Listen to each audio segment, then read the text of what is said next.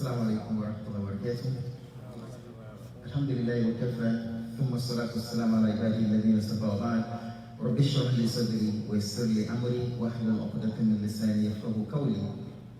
After giving thanks and praise to Allah the Almighty, and sending peace and salutation to the seal of the messages Muhammad sallallahu alaihi wasallam, his family, members, his companions, and whoever follow the efforts till the day of judgment and to proceed. We inshallah continue our class on the book of marriage from the book of our noble scholar Ibn Uthaymeen, Asharh al-Mumta' ala Zad al-Mustaqna. And last week we spoke about proposal for marriage. And we mentioned people that you cannot, or women whom you cannot propose for marriage due to an obstacle that will stop you from doing that. And we mentioned from one thing, women who are in their waiting period. Then we mentioned the three different types of waiting period. Do we remember what are these different types of waiting period? Divorce. All right.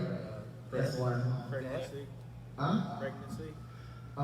Pregnancy is a condition of a woman who is in a waiting period.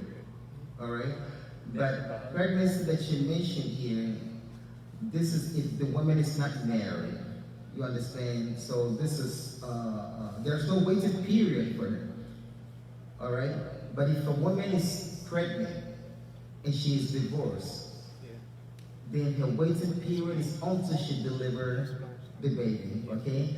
However, if a woman is pregnant, period, whether she's divorced or not, you cannot conduct marriage until she delivers the baby. I hope this is clear. So pregnancy is an obstacle in general, okay? Just as waiting period is also an obstacle. But a woman who is pregnant, like I mentioned, her waiting period is determined on her period of what? Pregnancy. So usually, the waiting period for a woman who is married is 3 months, right?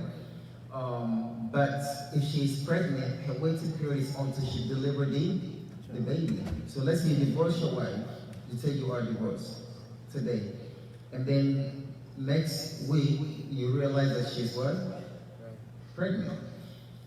You have to wait until she delivers the baby, which is the minimum of 9 months, right? If she delivered the baby the next day, let's say she's pregnant, she's 9 months pregnant already, full term, and then you give it, you put her in Iddah. The waiting period is until she delivers. So if she gave birth next week, her waiting period is over. If she delivered the next day, the waiting period is what? Is over. I hope this is clear. Yeah. So the condition of the pregnant woman who is on a waiting period can be lengthy and it can be short. All right. So we mentioned one, the woman who is divorced, and the second form of waiting period is huh? The one who lost her husband. The one who lost her husband, and then the third form of the waiting period. Anyone remember? She asked to be divorced. Huh? She asked to leave. Yes, mashallah. This is when if she asks for khula. Alright? And this is when a woman asks for a divorce. She wants to end the marriage. We call that khula. And if a woman asks to leave, then her waiting period is how long? 3 months. 3 months? If she asks for khula? 3 months. Alright, let's start with the one who lost her husband, right? The one who lost her husband, how long is the waiting period? 4 months, 10 days. 4 months and 10 days. 10 days, alright? She has to wait until that period is over before she can get married. That's number one. Number two, if I put my wife in Iddah, meaning I divorced her, what is the waiting period? 3 months. 3 months, right? Number three, if she asks for a divorce, which is khula, how long is the waiting period? 3 months. No. Huh? She can leave daddy. This is she can leave. If she has to leave, she can leave that day. She's good to go, right? No. Yeah, she can leave that day. Because Hola has a different ruling. If a woman asks for a divorce, you cannot live with her in the same way. House. I hope this is clear. So if a woman asks for Hola, if the house is hers, you have to leave. If it's yours, she has to what? She has to leave. The reason being is because she's ransoming herself from you, and there is no section that's bringing her back. However, if the waiting period is over and you decide to remarry, it's okay for you to get what? To get married again. I hope this is clear. So the waiting period for Hola is 1 month. The waiting period for Hola is how long? 1 month. Because I have one question for this one. Because last month, my sister Yes. asked divorce. Uh-huh.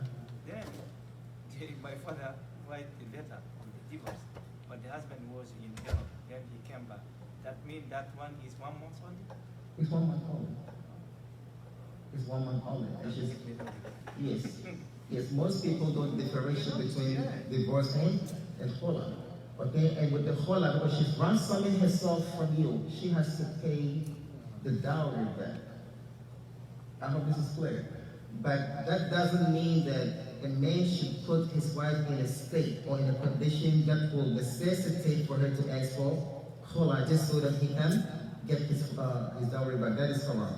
All right, but if she willingly wants to leave for whatever reason she has, and you don't want her to go, it's okay for her to leave because we cannot hold them against their own will. And this is something that some men are doing, which is wrong.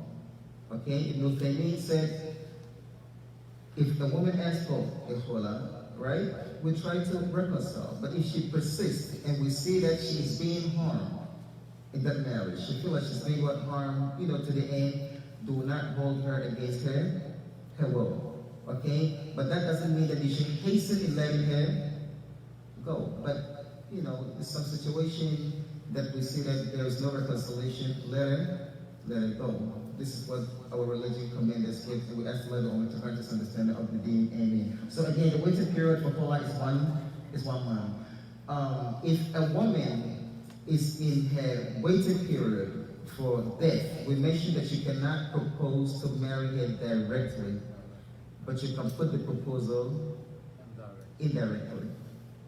Can you repeat it for me? Yes. Like, if the husband disagree, like still the waiting period gonna be 1 month only. If he disagree, Yeah. if the man disagree. Of course. The husband never agree usually to let her go. Right? But if at one some has- point you have to let her If go. you let them go now, after the 1 month, you have to get remarried. Yeah, after the month. Yeah. It's going to be remarried with new dowry, witnesses and everything. They used to pay that. You are to pay it. She paid back the dowry, right? Or if she leave, then she will pay back. Of course. Suppose you have children. I mean, it's not, if you choose to forgive, that's okay. In Islamical, actually, Allah the Almighty said, during divorce, He was like saying, وَلَا تَنْسَوْا الْفَضْلَ بَيْنَكُمْ. Do not forget the good things that you had together.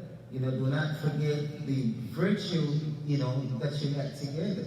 Because some people, during divorce, is when they hate each other more. And they want to harm each other more. That's what Allah the Almighty usually commends us. Hold them with kindness or let them go with kindness. Do not harm each other. You understand? Especially if there are children, involved. And you have good things, so do not forget about those things. So again, if you choose to forgive him, I don't want him, that's okay. You get reward for that. But if you choose to take it back, it's your right. Because you're going to use that to get money. So she's to pay all that you gave up, or she got to divide it or what? She has to pay everything that you gave. I'm talking about the dowry. Okay? Not the clothes that you buy her and the gifts, no, the dowry. No. All right, great. One question. Suppose when she decides to leave, and that 1 month is over, fulfill that time, and she's pregnant. If a woman asks for Hola while she's pregnant, her waiting period is until she delivers. pregnant women in general, their waiting period is until they deliver. Whether the waiting period is the waiting period of one who lost her husband, or the one who is divorced, or the one who asks for talaq. If they are pregnant, their waiting period is until they deliver. I hope this is clear. Yeah, so she is free to go, but she cannot get married until she delivers. Now. Yeah, but hold on. Martinez, after she left, and then that's the time she discovered, or you knew that she's pregnant. That's what I'm. After she already Left. Mm-hmm. and then Yeah. She is still, the waiting period, number one, there are wisdom behind it. If you divorce your wife and it's the first or the second divorce, the waiting period is what? 3 months. Within the 3 months, we use that to know whether she's pregnant or not. And also, it's a grace period for you to see whether you can reconcile or not. Because if you divorce your wife, that's what he was saying,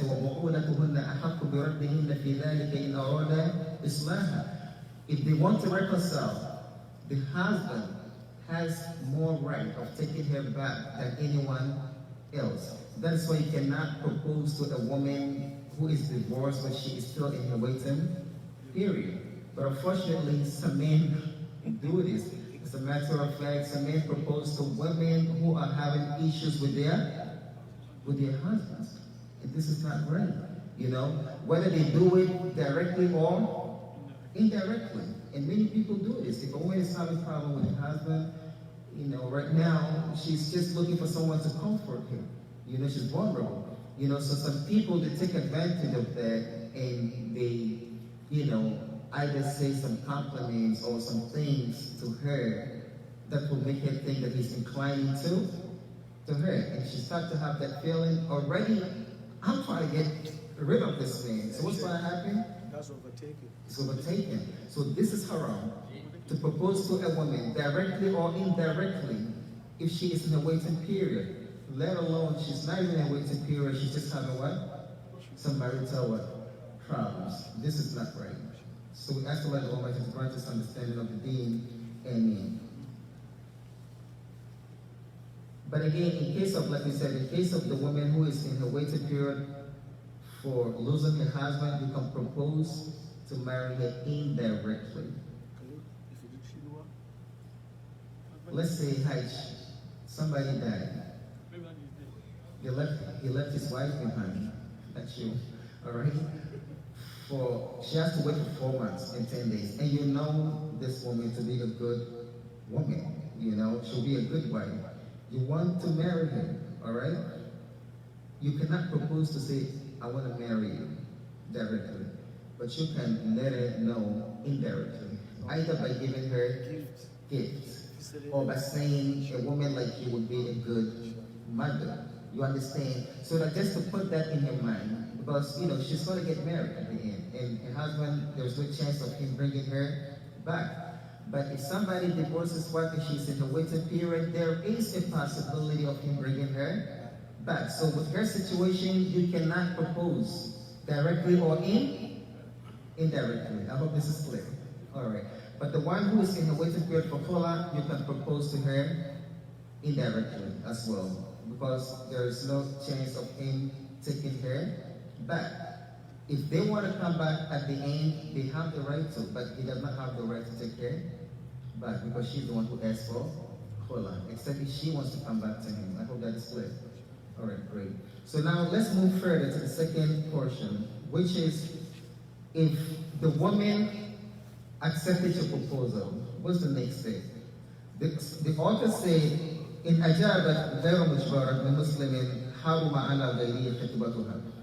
If you come and propose to marry a woman and she said, I accepted your proposal, you have a sit down with her, right? And she makes it clear, she said, I accepted your proposal. Now you guys are waiting to get married. You've already put a date or whatever. If a situation like this happens, it is forbidden for someone else to propose to marry her. I hope this is clear. But unfortunately, today, this woman will sit with multiple men. They give you their word, but then they sit with another one. Men give them their Be aware that is not right. If you have a sit down, you agree to agree or agree to what? Disagree. So if you're already agreed to agree, and the man said, all right, you gave me the proposal, I know I'm ready to get married. You're not supposed to be talking to another man. That is not right. I hope this is clear. That's what the Prophet ﷺ said. It is forbidden for a man to propose to marry a woman whom his brother has already proposed to her, to marry her. But again, like I said, most men are doing this, and most women are allowing this to happen. And some women said, what is wrong with that? We come across women say, well, what's wrong with that? I'm just trying to say which one is the best. There's nothing wrong for you to choose, okay? But make your mind when you have the sit down. Or before you make your mind, you can tell them, listen, I did not give you my word. He knows that. He can go somewhere else. Alright? So Ibn Taymiyyah said, in the call of Rasulullah sallallahu alayhi wa sallam, لا يخطب أحدكم على خطبة أهله. It is forbidden for a man to ask for proposal after the proposal of his brother. His brother here, of course, is referring to a Muslim, right? So does that mean that if a Christian proposed to marry a woman, a Christian woman, it is okay for a Muslim man to come behind him and ask to marry her or no? Yes. Yes? Yeah. He said yes without an eyebrow hesitation, right? So Salahuddin, why did you say yes?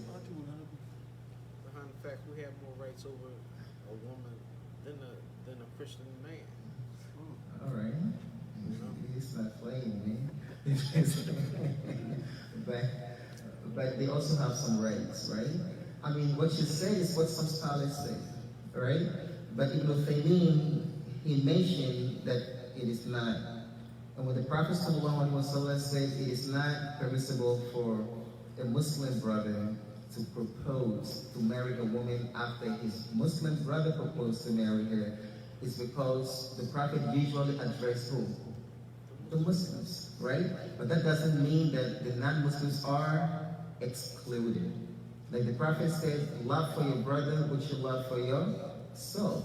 Does that mean that you should not love for your Christian brother in humanity what you love for yourself? Of course, the answer is what? No. You have to love for every human being what you love for yourselves. Because there is right of humanity that each and every one of us what? Share. Yes, the Muslim brother has more right than the Christian brother. And the family Muslim brother, meaning the relative Muslim brother, has more right than a non-relative Muslim brother. But all of them have rights that must be respected. I hope this is clear. So when Ibn Taymiyyah, he mentioned here saying, سيتصور غير المسلمين أن الإسلام دين وحشي. If we said it is okay for a Muslim to do this to non-Muslims, then the non-Muslims will start to think that Islam is a barbaric religion. You understand? وَاعْتِدَاءً عَلَى الْغَيْرِ. And they transgress over the rights of others who are not Muslims. وَعَدَمْ احْتِرَامِ لِلْحُقُوقِ. And that they don't respect the rights of others. And that is not right. Meaning whoever understands the phrase of the Prophet ﷺ in the text in this manner has a deficient understanding of the text. I hope this is clear. So having an understanding of the text that the Prophet mentioned here means we have to give each and every one their right that they deserve. This is clear? All right. فما دام هذا الرجل خطبها وهو كفء لها في دينها فلا يجوز لنا أن نعتدي عليه. Ibn Taymiyyah said, as long as this man, meaning the Christian man, proposed to marry this Christian woman, it is okay for us to marry a Christian woman, right? It is forbidden for us to propose to marry them because doing that is transgressing over their rights. And then the author said, وَإِنْ رُدَّ أَوْ أَذِنَ أَوْ جُهِلَ الْحَالِ. Meaning, if you propose to marry a woman, and then you are turned down by that woman, right? She said, I'm sorry, I don't want you. Whatever the reason is, I don't want you. Or Adina, or maybe you turn her down. Nah, I'm not interested. or juhil al-hal, or the situation is unknown, meaning it is not known from your, you do not make your mind, you don't make up your mind. So she did not say, I accepted or I rejected. And you also did not say, I accepted or rejected. The author says, Ibn Taymiyyah said, جُهِلَ الْحَالِ أفادنا المؤلف رحمه الله بهذه العبارة أن حال الخاطب لا تخلو من أربع أحوال. He said, from this, the author let us understand that if someone proposed to marry a woman, he has 4 conditions or 4 situations. Number 1, أن يجاب فتحرم الخطبة على خطبته. Number 1, to receive the answer, yes, meaning they accepted your proposal. If they accepted your proposal, then what is the ruling here? It becomes haram for someone to propose to marry her. Number 2, أن يرد ويعلم أنهم ردوه فتحل الخطبة. Number 2 is to turn down his what? Proposal. Then here it is understood that it is okay for someone else to propose to marry her. And number 3, أن يأذن مثلا علمت أنه خطب هذه المرأة فذهبت إليه. To give permission, meaning he proposed to marry her, however, he gave someone else the go ahead. You know what? The girl like, go, you can go and what? Marry him, meaning he did not show interest to marry her. It is okay for him to what? It's for somebody to propose to marry. Number 4, أن يجهل الحال, meaning if the answer is unknown, we don't know whether he accepted, she accepted his proposal or rejected, and we don't know whether he is also willing to proceed or not. The scholar said in all this situation, it is okay for someone to proceed. However, Ibn Taymiyyah said if the condition or the situation is unknown, we still have to approach him and say, you propose to marry this lady, are you proceeding with it or not? And this is if you know, right? But if you don't know, you're not going to be held accountable for something you do not know. But if you know, then you should go ahead and ask him. Especially maybe if he proposed and she's been sitting for a long period of time and they don't know what's going on, you can proceed and ask, do you want to proceed or not? If you don't, I'll proceed. So we understand these 4 situations, right? The first is, if you propose to marry a woman, number 1, she gave you the answer, yes, I accepted your proposal. In this case, it is haram for someone else to move. And number 2, she turned you down, and it's clear. In this case, it is halal for someone to come forward. Number 3, to give permission. He gave permission and said, somebody, you can go ahead and what? And propose. It becomes halal for somebody to propose. Number 4, if the situation is unknown, the scholar here said, you can go ahead if it's unknown. Ibn Taymiyyah said, you should approach that man and consult him and ask him first. If he said, yes, I'm interested, you don't proceed. If he said, no, you can proceed, and you proceed. Now, the author said, وَيُسَنُّ الْعَبْدُ يَوْمَ الْجُمْعَةِ مَسَاءً. All right, this is what the faqih, the al-khiraqi said. He said it is from the sunnah to perform marriage or conduct marriage on Friday evening. All right? Is there any hadith to support this? Do we know from the sunnah that the Prophet conduct marriages on Fridays? Or he said conduct marriages on Fridays? What, only on Friday? He said, not necessarily. He's not saying this as mandatory, but it's from the Sunnah. But when we say something is from the Sunnah, then it has to be attributed to the statement of the Prophet or the action of the Prophet, or what the Prophet see the companions doing and he agreed with it and give them the go ahead. But it was never mentioned in the books of Hadith that the Prophet said, get married to women on Friday evening. Or it's not mentioned that this is what the Prophet used to do, right? So saying that it is from the Sunnah is not the appropriate word to say. So this is what our noble scholar Ibn Taymiyyah said here in his book. He said there is no proof to support that. However, the scholars who say that we choose Friday evening to conduct marriage, they said that because the Prophet ﷺ mentioned that Friday evening, meaning before the setting of the sun, there is an hour in which prayer is what? Is answered.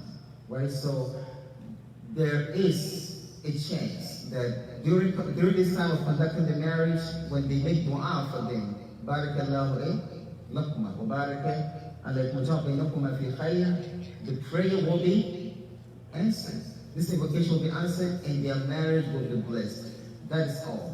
Again, this is the ijtihad of the scholar. So if you want to choose that day and that evening because of the holiness of that day, that's okay. But if you want to say that it is from the Sunnah, it is something that we should do, then we will say this is an innovation. I hope this is clear. Now, but there's nothing wrong to choose that day and that time to, conduct your marriage. Nothing wrong with that.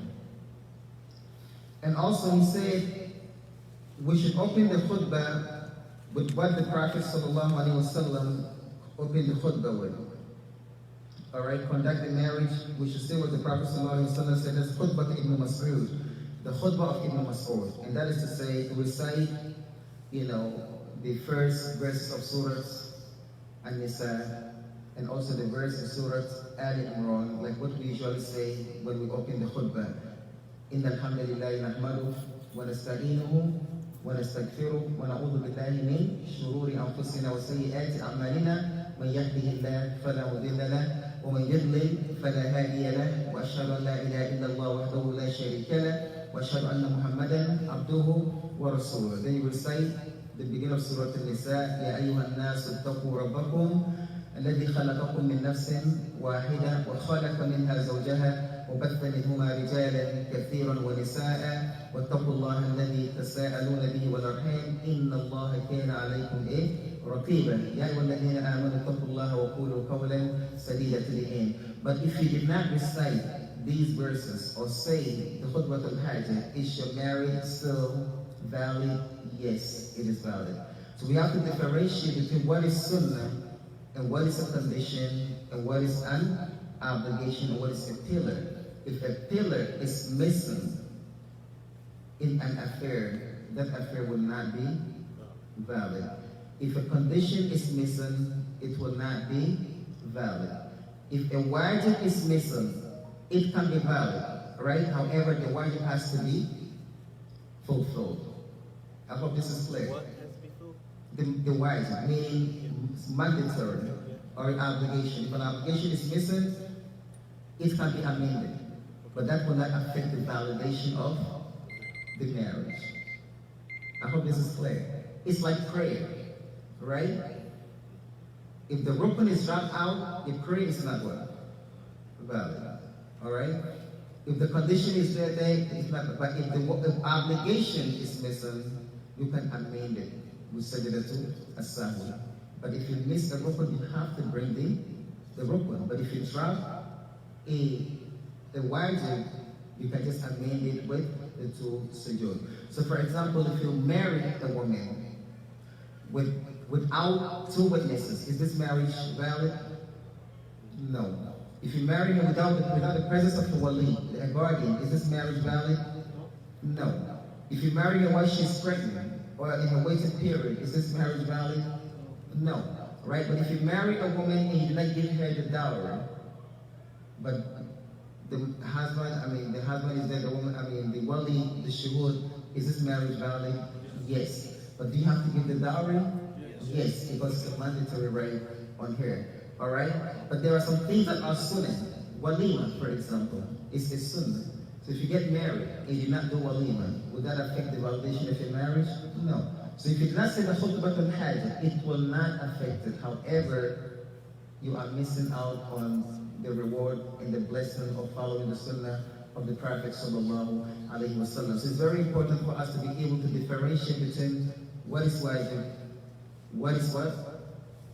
Condition to the end. And same thing is applied with our prayers. There are conditions, there are pillars, there are sunnah. Some people will get so high on others just because they have left a sunnah from the sunnah of the prayer, which will not affect the validation of their prayer. I hope this is clear. So don't get angry because somebody has left a sunnah. You can talk to them, but don't get, too hyped with this situation. We ask Allah to grant us understanding of the deen. Amen. So I think our time is up, as what we mentioned, and then if you have any question or comment, you will take it to the best of our ability. So in brief, we mentioned about the proposal for marriage, and we mentioned that there are situations in which you can propose for marriage directly and indirectly. There are situations that you can propose indirectly but not directly, and we gave example of those. And we also mentioned the situation of a woman who is proposed to marry. Number one, it is forbidden for someone to propose to marry her if she accepted the proposal. Number two, it is forbidden. Did I say it's okay in the first one? No, it's forbidden for someone to what? Propose if she accepted your proposal. And number two, if she turned you down, then it is okay for someone to propose. Number three, if you give permission for her to propose, it is okay to propose. And number three, if the situation is unknown, then this is where the scholars have different opinion. Others said you can proceed, and others said ask the permission of the previous proposer before you can proceed. Wallahu a'lam wa a'lam. Na'am, fadl habibi. Did you ever hear or any that some people say that the walima is wajib? I never seen no It's an opinion. Okay. All I right. never seen no text, but I heard that. Yeah, it's an opinion, but it's not. It's not. It's a khilaf. All right. Because the reason being is because when Abdullah came to the Prophet ﷺ and said he has gotten married, the Prophet said, "Awlim walau bishar," make walima, even if it is a ram that you're going to slaughter. So some people some scholars go to the extent of saying that the minimum thing that you can use for walima is what? To slaughter a sheep. Because the Prophet said, "Well, now we share." Even if you are going to what? Slaughter what? Sheep. But today when we get married, we bring date and milk to the mesh. Or maybe donuts. If you try hard, you bring some mac and cheese with some chicken, right? This is great, But again, like I said, walima is something that must be honored, and I think it's a sunnah that people have abandoned. If you read the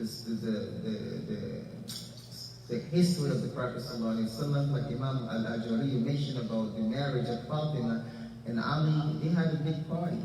They get a dress, like they do back home. They get a dress. The men are there, eating. The women are there with Fatima to the end. So it was a big thing. So walima, like you said, is something that some of the scholars said is a wajib, and the goal behind it is again to make the marriage what? Known, to make it public, because marriage is not supposed to be a secret relationship. So when you make a walima and invite people over, you make it even more open. So we ask Allah the Almighty to grant us understanding of the deen now. Some people saying to remove doubt too. Like if you have a young man, you want to marry Tuesday, now Wednesday, see him walking down the street, with a sister, if they never had a walim, and you'd be like, who's Oh yeah. Yeah. This is the reason why it's not supposed to be a secret. He's saying that if people see you walking with a woman, even though it's not upon them to judge, but it may create some doubts, about you, and just to eradicate that doubt, you should make it known to people that you are married now. Kauman, Allah allow herself or marry herself to a man if the family doesn't want him to marry that man. You said, can a woman marry herself to a man? That means, you know what I mean, like, beside the parent, she just I said, pass I by give myself to you. and not like that, and they just find somebody like Imaam and whatever, and they just got married. It should not be done like that. I mean, if the father said no, we have to wait to hear what the father said. We have to approach the father or whoever the legal guardian is. Most of the time, if women leave their parents and go behind their parents, it's not going to end up a good thing. You understand? So I told them, be patient. Listen to your parent. You know, but Islamically, is it okay for her to do that? No. It's not. No. Somebody came to me and said, I want to marry this woman. And, you know, God brought her to me because, Wallahi, he said God brought her to me. I was praying for her, and alhamdulillah, you know, we have the same mind and everything, but her parents don't want to let me marry her. Imam, you know, Allah is the witness. He witnessed everything. I said, yes. He said, can we just say, oh Allah, you are the witness, you know, you witnessed our marriage and just proceed. I said, it doesn't work like that. Well, he's so serious. I said, yes, Allah is the witness over everything. And he knows that you guys, you know, want to get married. However, he is the one who tells us to follow this what? This process and this procedure. So if you did not do it, you did not follow what Allah the Almighty commanded you to do. And therefore, it's not going to be Yeah, I done. want to add on. Like, I have my mom, right? And I saw a woman I want to marry. I do everything. I made people go to talk to her. She said no. No, listen to me. No, don't go further. Men don't need a wali to get married. You understand? Women need a wali to get married. So if you see a woman that you want to get married, you make your own decision. All right? Your parents are not going to decide for you. However, can they make a recommendation? Yes, they can make a recommendation. Okay? Are you supposed to follow their recommendation? If it is a legit recommendation, you follow. And Allah the Almighty will bless. You know, but if it's not, you go ahead and make the decision. Yes. I see this a lot, you know, especially in our community. You see many parents will not tell their male children, if you get married to this woman, we're done. This is not how it should be. That's not right. We ask Allah the Almighty to grant us understanding of the deen. And many parents will not even talk to their kids because of this. This is not right. Islamically is not right. So again, men do not need a wali. You are a man, be a man, see what is good for you, and get married. But again, there's nothing wrong to consult your parents and take their advice. Jazakumullahu khairan. Wassalamu alaikum wa rahmatullahi wa barakatuh.